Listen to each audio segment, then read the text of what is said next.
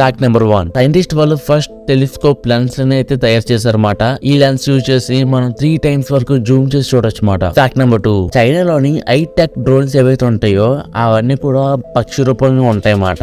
అవి ఏం చేస్తారంటే దాంతో అక్కడ ఉన్న సిటిజన్స్ ఎవరైతే ఉంటారో వాళ్ళు చూడడానికి ఉపయోగిస్తారు.